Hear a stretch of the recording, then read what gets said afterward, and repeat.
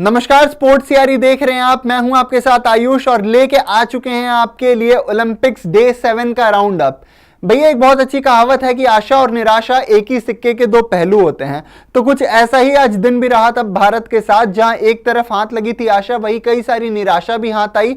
पर कोई बात नहीं, आपको हम बताते हैं कि कल का दिन भारत के लिए कैसा गुजरा, भारत ने कैसा किया परफॉर्म। तो शुरू से शुरू करते हैं और एक एक करके बताते हैं।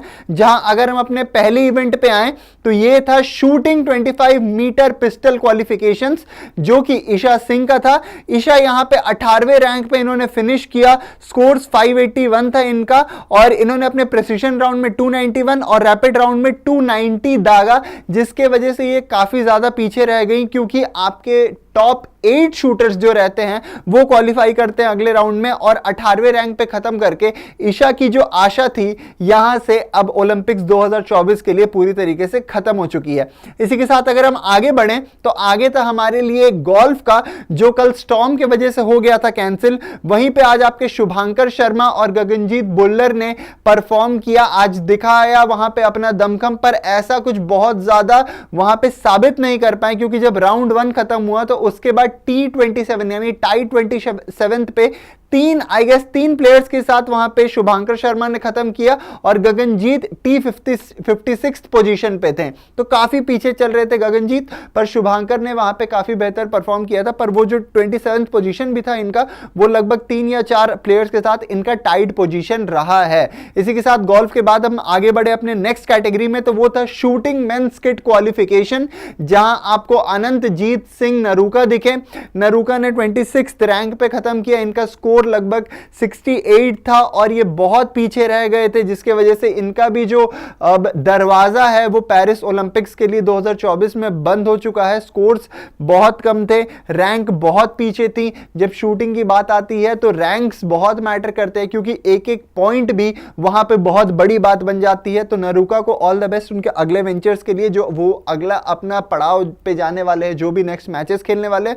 पर अभी के लिए नरूका के लिए यहां पे एक बड़ी दुखद खबर थी कि आज उन्हें एक तरीके से बाहर ही होना पड़ गया है शूटिंग कैटेगरी से। इसी के साथ अगर हम आगे बढ़े अपने नेक्स्ट पे, तो आर्चरी। भैया, आर्चरी का ना आज दिन ना लग रहा था कि पहले हमारे फेवर में जा रहा है। क्यों, मैं बताता हूं। क्योंकि अंकिता और धीरज के टैग टीम था, मिक्स टीम ऑलराउंड, जैसा आप अपने पढ़ भी सकते हैं स्क्रीन पे।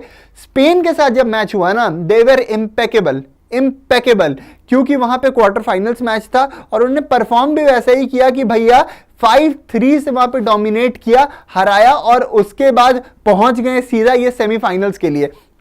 सेमीफाइनल्स में दुर्भाग्य ये हो गया ना कि आपको नंबर 1 जोड़ी मिल गई। वो जोड़ी मिली जिसने फाइनल्स में गोल्ड ला दिया, यानी साउथ कोरिया, और उन्होंने आपको हराया 6-2 से। पर इसके बाद भी ये आशा थी कि जिस तरीके से इंडिया ने परफॉर्म किया, वहां पे जैसा जान लगाया था, जो जज्बा दिखाया था ना वहां पे भी, उसके हिसाब से शायद जो हम ब्रोंज मेडल मैच अपना खेलने वाले थे यूएस के साथ, वहां पे हम एटलीस्ट एक ब्रोंज लेके आ जाते। पर वहां वो जो कुछ 7s लग गए, वहां पे कुछ जो 8s लग गए, उसके वजह से आप मैच में हो गए पीछे और जो ब्रोंज मेडल था वो यूएसए के खाते में चला गया। और जिस तरीके से हमारी शुरुआत हुई थी, जो शुरुआत हमारी इतनी अच्छी थी, वो आगाज तो अच्छा था पर अंजाम उसका अच्छा नहीं मिला। तो अगर उससे आगे बढ़ेंगे तो आते हैं फिर जूडो पे। Judo women 78+ KG round of 32 में, जहां तुलिका मान के कंपटीशन में थी, वहां पे इडियालियस ऑर्टिज, जिन्होंने एक तरफा डोमिनेशन दिखाया भाई। जूडो में 10-0 से हराया यहां पे, मतलब आसपास भी कहीं तुलिका नहीं लगी उनके।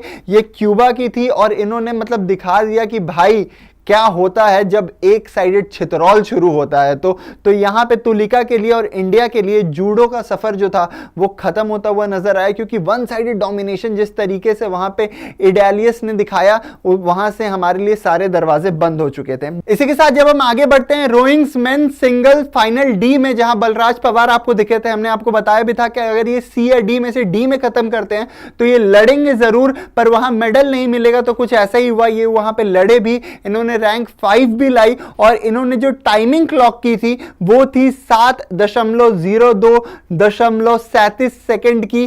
तो इसी तरीके से बलराज के लिए भी जो पहली शुरुआत थी वो बहुत अच्छा हुआ था। जो अनजान था, जो वहां पे से सी या डी कैटेगरी में खत्म करना था, वहां पे डी कैटेगरी में इन्होंने खत्म किया और फिर यहां पे 5th पोजीशन है। तो हार्ड लक, अगली बार और अच्छा करते हुए नजर आएंगे आपको, क्योंकि इंडिया से मात्र एक रोइंग के प्रतिनिधि जो थे हमारे तरफ से वो बलराज पवार ही थे। इसी के साथ अगर हम आगे बढ़े अपने नेक्स्ट पे, तो शूटिंग इंडिया के लिए जो 25 मीटर पिस्टल क्वालिफिकेशन की कैटेगरी थी ना भैया, जिसमें हम लगातार ये बात कर रहे थे कि भैया आपका मनु भाकर क्या करेंगी, मनु भाकर क्या करेंगी, तो मनु भाकर ने भाई वहां पे फिर धागे खोल दिए हैं, क्योंकि 590 के स्कोर के साथ इनसे 2 नंबर पे इन्होंने फिनिश किया। आपको बताते हैं शुरू से क्या हुआ था।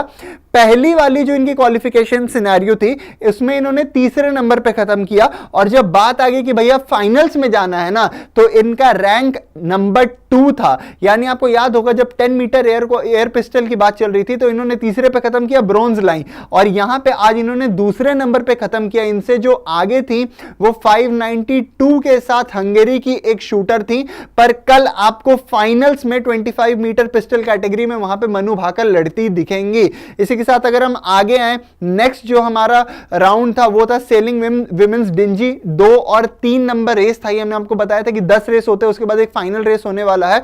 कल नहीं हुए थे क्योंकि लैक ऑफ विंड था। वहां पे आपको नेत्रा दिखी 11th पोजीशन में, इन्होंने खत्म किया। आपको बता दें कि जो टॉप 10 बोट्स होती हैं वो फाइनल राउंड जो होता है, मेडल राउंड होता है, उसके लिए क्वालिफाई करती हैं। तो कल अगर ये मैच होता है, जो इनका तीसरा और चौथा, माफ कीजिएगा, चौथा और पांचवा अगर रेस होता है, तो वहां पे बस एक पोजीशन और इन्हें इंप्रूव करनी है अगर इन्हें टॉप 10 बोट्स में क्वालिफाई करना है नेक्स्ट राउंड के लिए। तो इसी के साथ सेलिंग के बाद हम डिंजी जो सेलिंग विमेंस था उससे आगे बढ़ते हैं। अगर तो हॉकी में हमारे लिए भैया बहुत अच्छी खबर थी, क्योंकि जो हमेशा बार बार तंग करती थी ना, जो एक टीम हमारे लिए रास्ते का पत्थर बन गई थी, वो कांटा बन गई थी कि भैया उस रास्ते से चला नहीं जा रहा था, ऑस्ट्रेलिया, उसे हमने हराया। 52 साल बाद हिस्ट्री बना दी हमने। 52 साल बाद ओलंपिक्स में ऑस्ट्रेलिया को हमने हराया, 3-2 से हराया।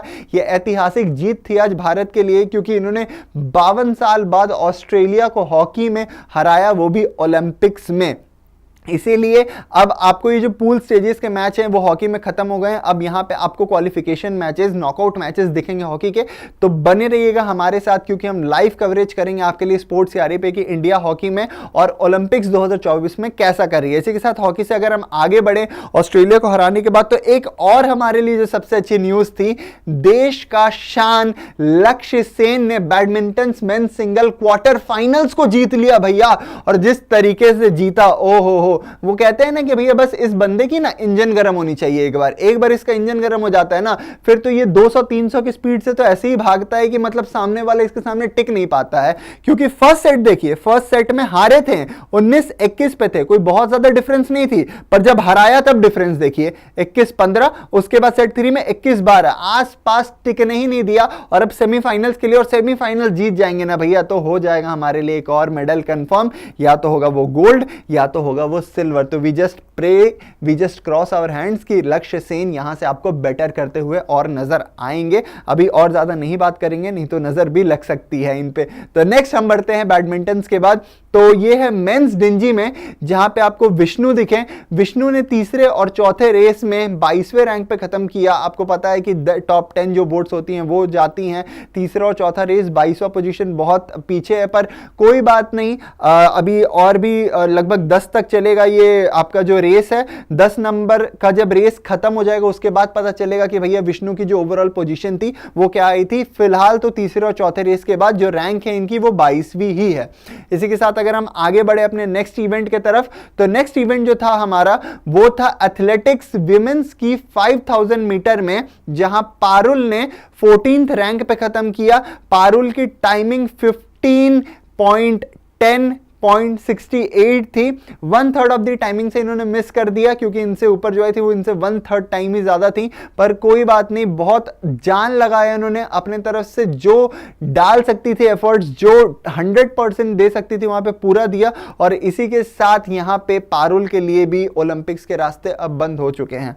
इसी के साथ अगर हम नेक्स्ट अपने कंटेंजेंट पे जाएं, कौन थी, तो वो अंकिता थी। सेम आपके लिए 5000 मीटर एथलेटिक्स में 20th रैंक पे इन्होंने खत्म किया। टाइमिंग देखिए इनकी 16.19.38, तो काफी पीछे ये रह गई थी, इसीलिए 20th रैंक पे। आपने देखा कितने फाइन मार्जिन का गेम है ये ओलंपिक्स, कि आप अगर 1 मिनट भी लेट होते हो तो उससे आपके रैंक में कितना बड़ा डिफरेंस आ जाता है। तो अंकिता के लिए भी यहां से ओलंपिक्स 2024 का सफर खत्म होता हुआ नजर आया। इसी के साथ अगर हम आगे बढ़े अपने नेक्स्ट, तो ये लास्ट मैच था भाई आज का 11:40 में लगभग तेजिंदर तूर, जो कि शॉटपुट का मैच था। तेजिंदर तूर ने यहां पे 15वें रैंक पे खत्म किया, क्योंकि फर्स्ट वाला जो इन्होंने शॉटपुट का फेंका था उसका अराउंड लेंथ 18 मीटर प्लस कुछ था, और उसके बाद जो दोनों इन्होंने 3 जो आपको मौके मिलते हैं फेंकने के लिए शॉटपुट के बॉल को, उसमें दोनों में लास्ट में इन्होंने फाउल कर दिया था। इनका पैर जो व्हाइट लाइन था उससे आगे जा रहा था, इस वजह से तो इनका भी सफर तेजिंदर का यहां से खत्म होता ही नजर आया है पेरिस ओलंपिक्स में।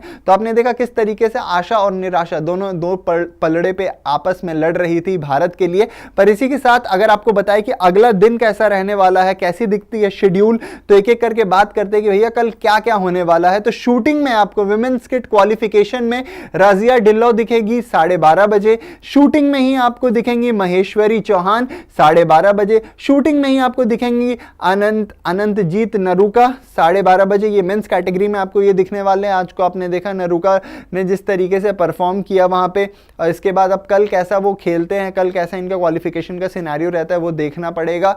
उसी के साथ गोल्फ की बात करें तो फिर आपको गगनजीत और शुभांकर वहां भी दिखेंगे, क्योंकि इन्होंने एक ने T24 एक ने T56 पे खत्म की। अब कल का राउंड 3 इनके लिए कैसा जाएगा ये भी देखना होगा।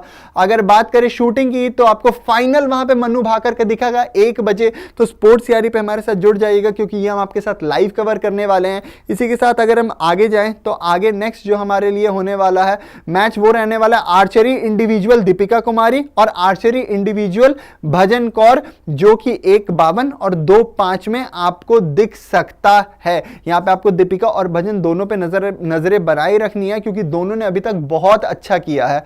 सेलिंग पे जाएं, डिंजी में मेंस डिंजी में वहां पे आपको विष्णु दिखेंगे 3:45 में, रेस जो कि 5th और 6th है। विमेंस डिंजी में आपको नेत्रा दिखेंगी 5:55 में, और आखिरी जो होने वाला है वो निशांत देव। आपको याद होगा पिछला मैच जो निशांत देव का इक्वेडोर के फाइटर के साथ था, डोमिनेट करके उन्होंने हराया था उसे। तो मेंस 71 kg बॉक्सिंग में एंड ऑफ द डे 12:18 मतलब लगभग 12:30 बजे के करीब करीब आपको वहां पे निशांत देव भी दिखेंगे बॉक्सिंग में। तो जुड़े रहिएगा हमारे साथ, क्योंकि एक एक करके आपको सारा शेड्यूल हमने बताया, आज का दिन कैसा गया था, और ये भी बताएंगे कि कल का दिन कैसा जाने वाला है। तो चैनल को सब्सक्राइब कर दीजिएगा, इस वीडियो के नीचे लाइक शेयर कमेंट सब्सक्राइब करके एकदम भर दीजिए, स्पैम कर दीजिए भैया, और स्पोर्ट्स यारी के साथ बने रहिए। और तब तक के लिए दीजिए हमें इजाजत। जय हिंद, जय भारत।